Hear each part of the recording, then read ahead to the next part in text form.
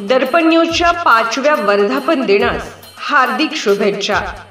माननीय नामदार हसन मुश्रीफ, माननीय नामदार प्रकाश आबिटकर यांची महाराष्ट्र राज्याच्या कॅबिनेट मंत्रीपदी निवड झाल्याबद्दल हार्दिक अभिनंदन। शुभेच्छुक माननीय शाकीर राज महमद पाटील साहेब, कोल्हापूर लोकसभा सहसंपर्क प्रमुख, शिवसेना शिंदे गट, माननीय शाकीर पाटील युथ फाउंडेशन, तुरंबे, तालुका राधानगरी, जिल्हा कोल्हापूर।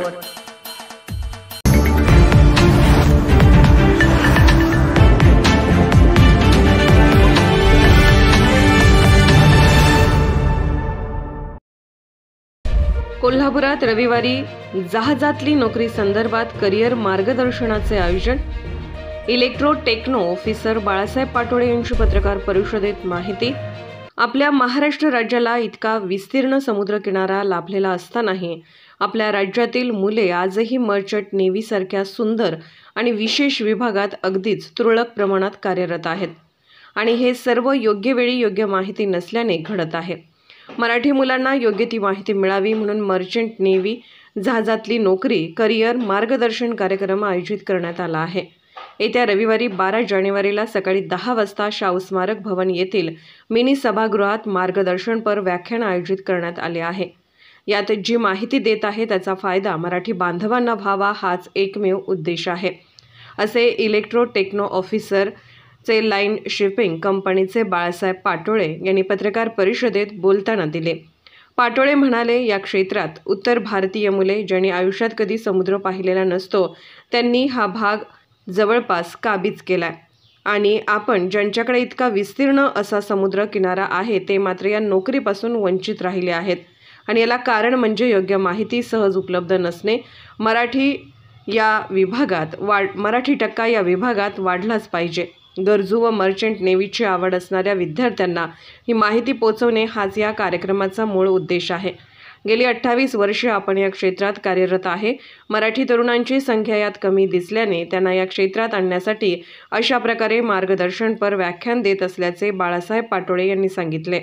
या कार्यक्रमाचे सूत्रसंचालन प्रसाद जमदग्नी करणार आहेत, तर या कार्यक्रमाचा जास्तीत जास्त तरुणांनी लाभ घ्यावा असे आवाहन बाळासाहेब पाटोळे यांनी केले।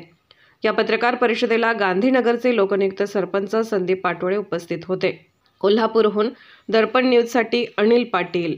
नमस्कार, मी Balasaheb Hindurao Patole, electro techno officer आहे। मी गेली 28 वर्षे मी शिपिंग इंडस्ट्रीमध्ये काम करतो आहे।